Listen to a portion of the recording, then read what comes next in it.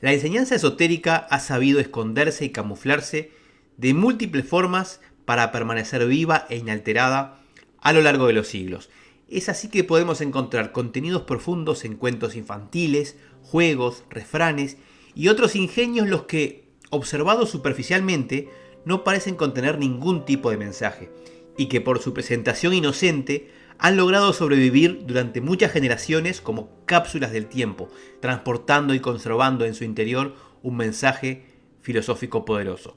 Hoy empezamos una nueva serie de videos en esta aula abierta y hablaremos de Rapunzel. Bienvenidos.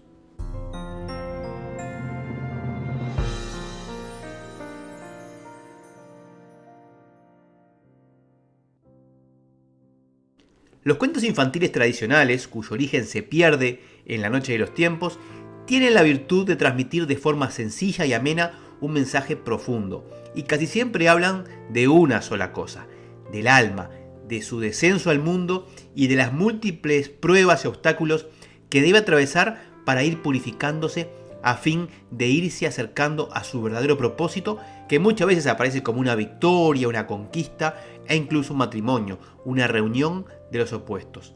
Rapunzel es uno de esos cuentos tradicionales que recogieron los hermanos Grimm a principios del siglo XIX, pero tiene varias influencias anteriores, como Petrocinella, del napolitano Giambattista Basile del siglo XVII, un cuento que fue recogido del acervo popular italiano y cuyo origen tampoco ha podido ser determinado.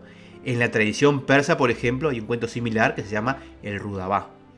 En el año 2010, Disney presentó su versión de Rapunzel en forma de comedia y la llamó Enredados, donde, si bien muchos elementos son alterados, la historia básica permanece.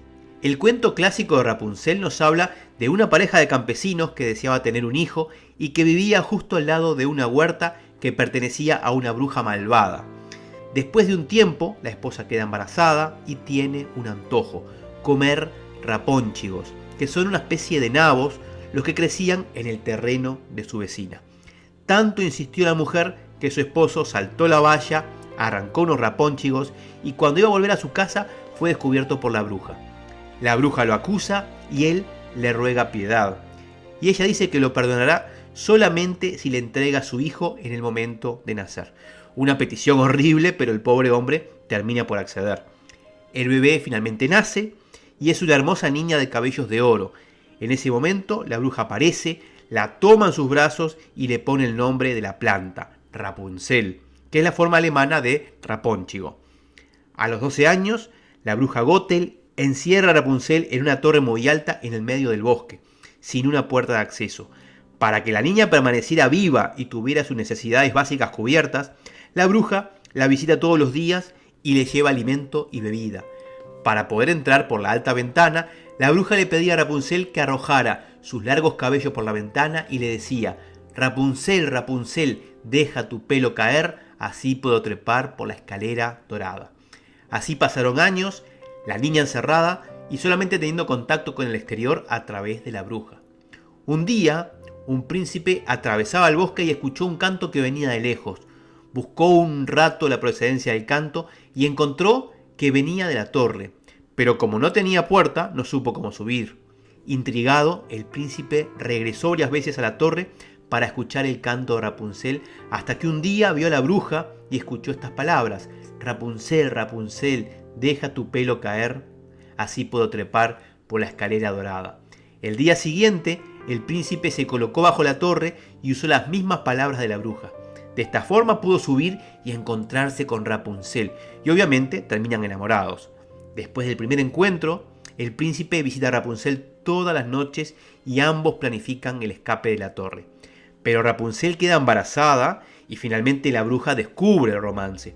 Y en ese momento lleva inmediatamente a Rapunzel al medio del desierto, le corta el cabello, se lleva su larga trenza y la termina abandonando. En la noche el príncipe vuelve a la torre y cuando dice: Rapunzel, Rapunzel, deja tu pelo caer, así puedo trepar por la escalera dorada, la bruja arroja la trenza a Rapunzel, él sube y cuando está arriba descubre la situación, se da cuenta que es la bruja. El príncipe cae desde la torre sobre unos espinos, en algunas versiones es arrojado por la bruja y se queda ciego. Aún ciego no se resigna y sigue buscando a Rapunzel por todos los rincones del reino hasta que ya casi sin fuerzas, pasa por el desierto y escucha de nuevo el canto de su amada. A lo lejos, ella lo ve, corre a abrazarlo y llora desconsoladamente. Y sus lágrimas caen en los ojos del príncipe, que recupera la vista. En ese momento, el príncipe puede ver a sus hijos gemelos que nacieron en el desierto. Entonces, finalmente, el príncipe y Rapunzel regresan al castillo del reino, se casan y son felices para siempre. Este es el cuento Rapunzel y ahora vamos a ver algunos aspectos simbólicos del mismo. En primer lugar, tenemos tres personajes marcantes: Rapunzel, el príncipe y la bruja, y también dos personajes secundarios, los padres.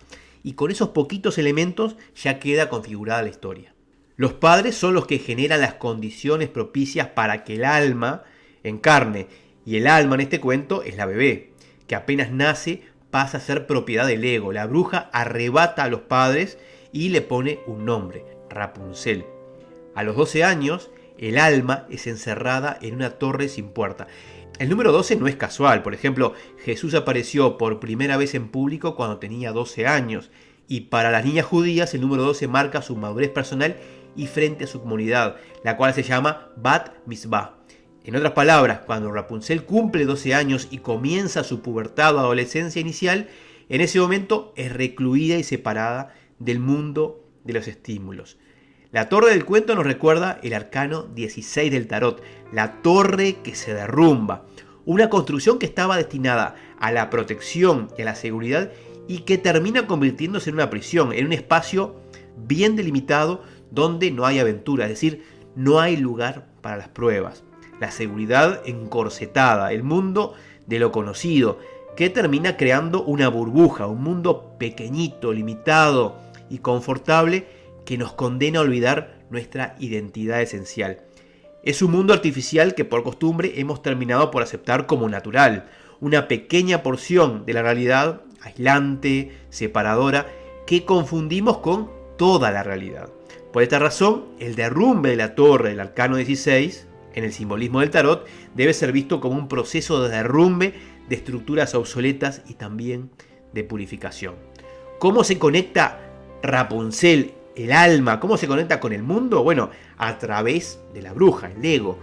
Y el ego le suministra todos los elementos necesarios para que Rapunzel se mantenga viva, es decir, que sobreviva aunque sea infeliz.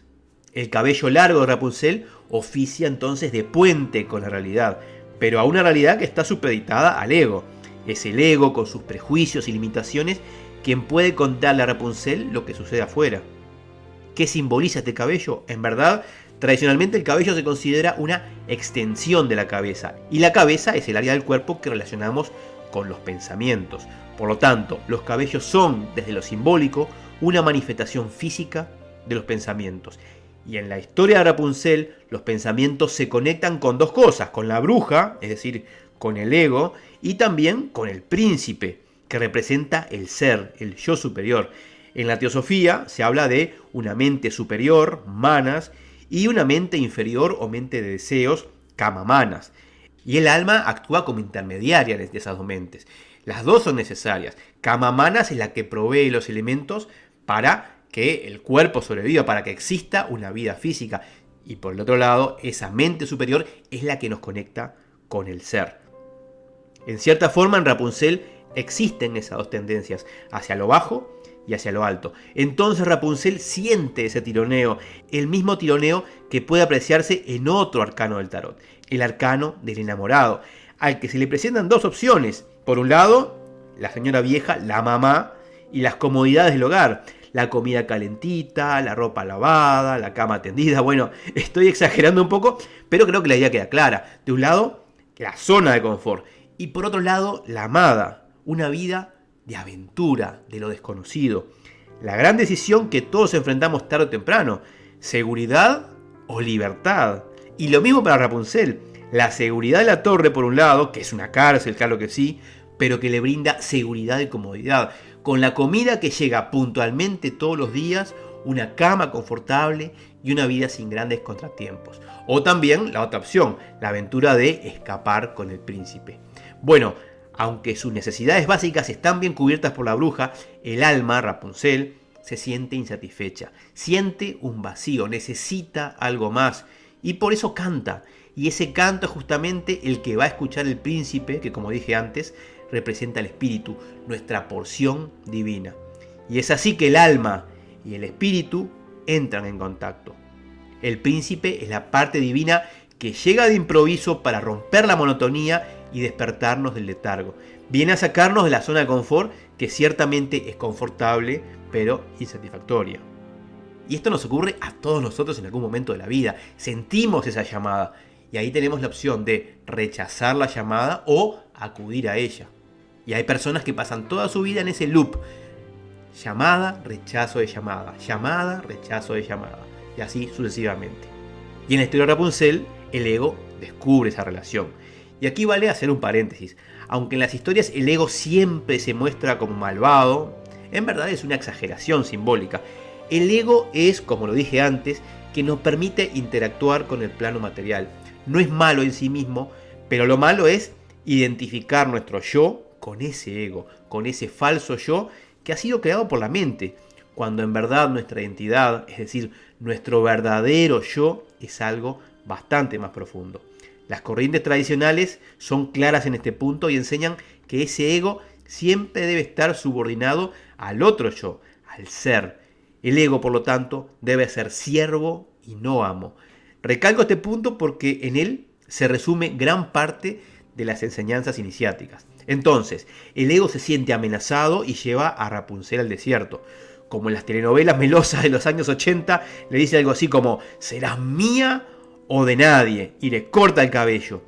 El desierto es un marco simbólico importante que siempre ha aparecido como un lugar de pruebas, de crecimiento. Por ejemplo, imaginemos a Jesús en el desierto, a los mismos judíos atravesando las tierras desérticas desde Egipto a la tierra prometida, etc.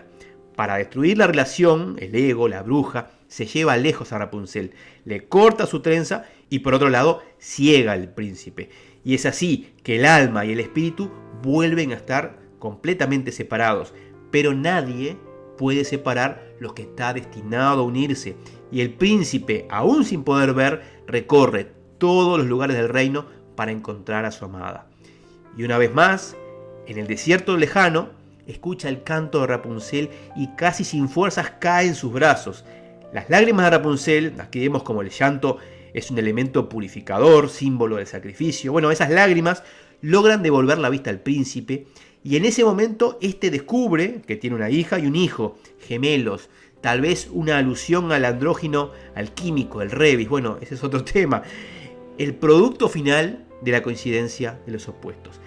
Y el regreso al reino de Rapunzel y el príncipe significa la vuelta a la casa del padre. Han dejado atrás al ego, el príncipe y Rapunzel juntos, el espíritu y el alma que regresan para consolidar un final feliz, la reintegración. Y así termina esta bella historia que podemos rematar con la frase que nos decían nuestras madres y abuelas cuando niños: «Y fueron felices y comieron perdices y a mí no me dieron porque no quisieron». Si les interesa que sigamos comentando estos aspectos simbólicos de los cuentos, bueno, la idea es empezar una nueva serie.